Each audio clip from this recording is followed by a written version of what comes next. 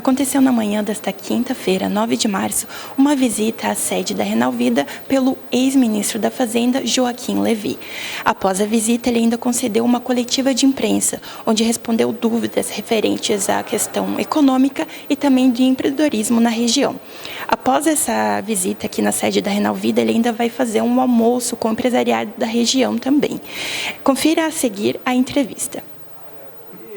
Lógico que é uma surpresa extraordinária. A gente conhece o trabalho da Renalvida, mas quando a gente visita, a gente conhece todo o prédio, as atividades, o alcance, a proporção de pacientes que são do SUD, que são atendidos aqui com o apoio da comunidade, todo o trabalho que a Renalvida faz para reunir esse apoio, realmente é muito encorajadora, daquelas coisas que dão sempre confiança no Brasil. E a gente vir aqui no Dia Mundial do Rim ainda é mais especial. E a gente estava conversando, encontramos um paciente que estava indo para fazer o transplante ainda hoje. Quer dizer, é todo um processo de diárias, de preparação para o paciente, inclusive para ele poder ter o transplante e aí começar uma vida nova, ter uma reintegração na normalidade das atividades. Então, quando a gente vê isso, é muito importante. E até do ponto de vista econômico, né? Além do ponto de vista de qualidade de saúde, medicina e, obviamente, pessoal, que é sempre o aspecto mais importante de tudo que a gente faz, né? O senhor, saindo daqui, depois vai participar de um almoço e depois vai palestrar sobre o cenário econômico do Brasil. Qual que é a avaliação que o senhor faz nos primeiros 2 meses do governo Lula na área da economia até agora? Olha, aqui eu vou me permitir fazer um pouco a perspectiva, vamos dizer assim, muito do Safra, Banco Safra, que é uma perspectiva, está vendo o Brasil sempre a longo prazo, está vendo o Brasil sempre das coisas que a gente está construindo. Nós temos altos e baixos e tal, isso faz parte em qualquer país e em qualquer democracia, mas essa confiança no Brasil, essa confiança que a gente vê aqui reforçada nessa visita que a gente está tendo, em tudo que a gente tem conversado em Blumenau, essa confiança é muito o DNA do Safra. Hoje de manhã, como Tomaninha, a gente foi visitar aqui, a gente tem uma agência lá na 7 de setembro, e a gente vê uma empolgação com a economia, consciente dos riscos, consciente dos desafios, mas com essa confiança de crescimento. Eu acho que está começando um novo governo, ele está aos poucos dizendo, expressando tudo que ele quer alcançar, e aí a gente tem que se alinhar dentro das condições financeiras para poder continuar avançando, o país continuar avançando.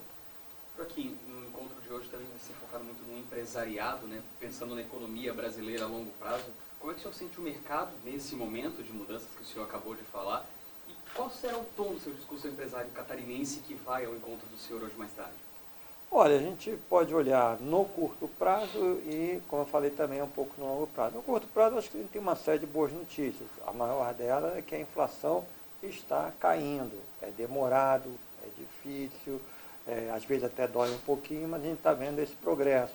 Isso significa que as perspectivas para os próximos meses devem ser positivas. A gente vai ter que estar tendo atenção para as empresas continuarem a poder ter o seu financiamento, as famílias, algumas estão enfrentando, obviamente, um pouco de dificuldades com taxa de juros, com o momento, né?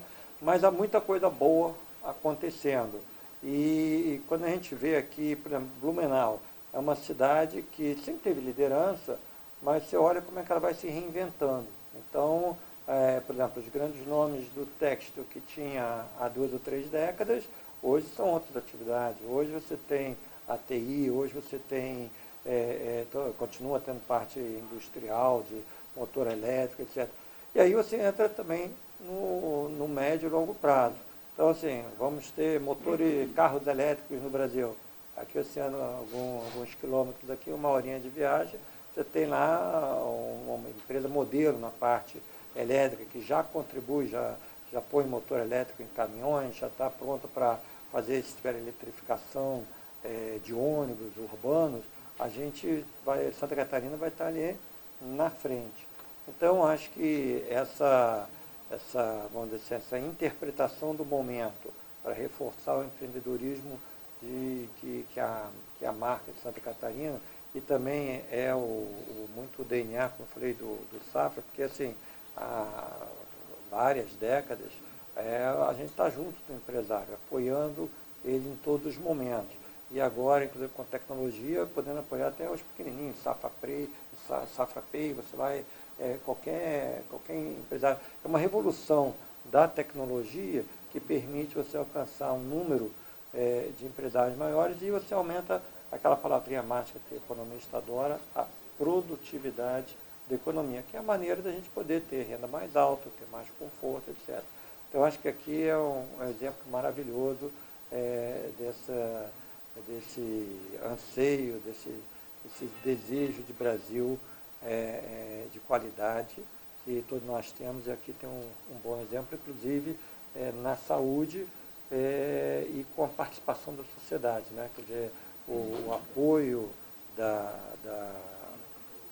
sociedade, da própria associação, né? Aí, não sei se você quer falar alguma coisa também de como que a associação apoia todas essas iniciativas. Eu acho que isso faz uma diferença enorme. Lógico que o governo tem que estar presente, mas também você ter a contribuição do setor privado faz muita diferença. Não precisa ser grande, né? Às vezes a contribuição média é 30, 40 reais, você já vai fazendo diferença para poder estar atendendo pessoas e transformando vidas. Ministro, uma pergunta. O senhor falou dessa questão de queda da inflação, tudo. Fazendo um comparativo ao governo anterior, as medidas tomadas fiscais, de estímulo à economia e tecnológicas no setor financeiro, elas atrapalharam o avanço ou elas foram benéficas para esse diagnóstico que o senhor vê junto ao Safra de perspectivas positivas? Olha, na parte de tecnologia é uma carreira que já vem há bastante tempo. Se você pensar, há 20 anos, uma primeira coisa parecia pequena, mas você regularizou, por exemplo, a produção de computador no Brasil. Antigamente você tinha aquele mercado cinzento. E daí você teve uma expansão, formação de empresas brasileiras, e você conseguiu realmente trazer toda a parte tecnológica do dia a dia das pessoas. Obviamente, depois veio toda a parte de iPhones e Androids, etc. E tal.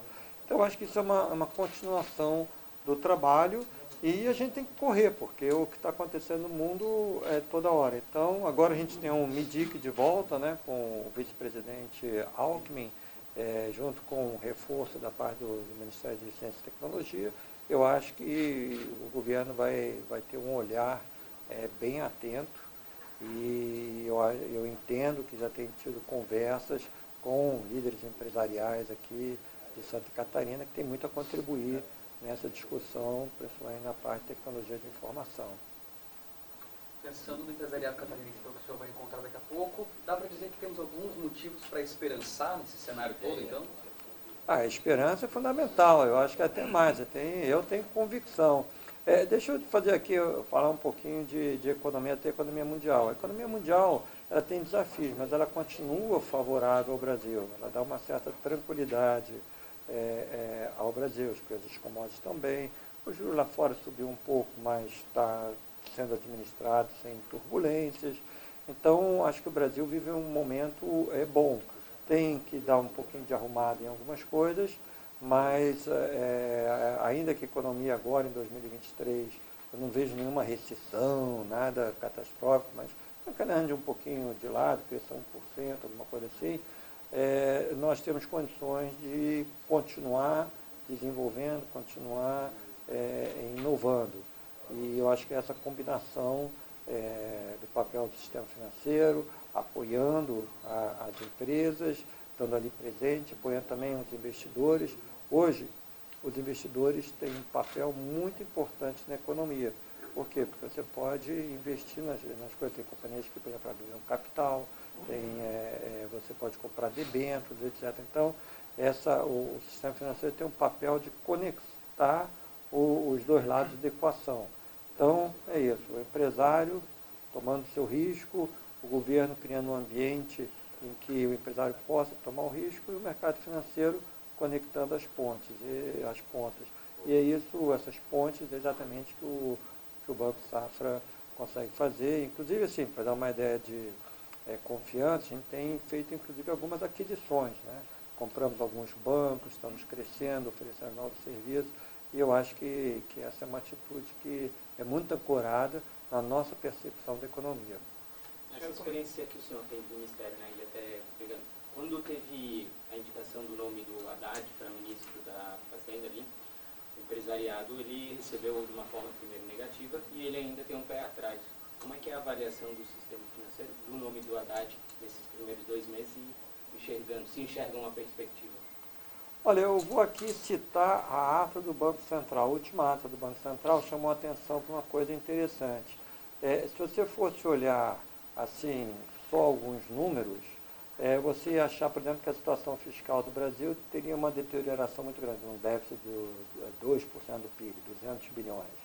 Mas aí, como ele muito bem diz, assim, quando você olha, por exemplo, lá o Focus ou o conjunto de avaliação do setor financeiro, na verdade, ele já reconhece um esforço fiscal do governo para levar o déficit ao número administrado, de 1%. Então, assim, como muito bem capturado pelo Banco Central, o próprio sistema financeiro está vendo que o governo está com compromisso de garantir a estabilidade das contas. Lógico, tem desafios, tem que discutir no Congresso, né? Às vezes tem algumas surpresas no Congresso, é um trabalho difícil, que vai depender também do apoio da sociedade. Mas eu acho que essa sinalização do Banco Central de que o governo está com esse compromisso, como está capturado lá nas estatísticas, nas pesquisas que o Banco Central faz junto ao mercado financeiro, é um dado muito positivo. O senhor comentou na resposta anterior que acredita em crescimento da economia nesse ano, mas que algumas coisas precisariam ser arrumadas. O que o senhor estava falando exatamente? E aproveitando a questão cenário externo, a gente ainda tem efeitos aí de guerra da Ucrânia, alguns setores ainda sofrendo com desarranjo na cadeia de insumos provocada pela pandemia. Como é que isso afeta também a economia brasileira? Olha, assim, na verdade, o grande desafio mundial é como se administrar a inflação, né? Essa semana mesmo, lá o presidente do Fed, né, o Powell, disse que eles vão continuar duros e vai ser uma campanha que vai demorar um certo tempo, que é algumas questões estruturais. Então não adianta só jogar os juros lá para cima, talvez tem que manter uma política monetária atenta.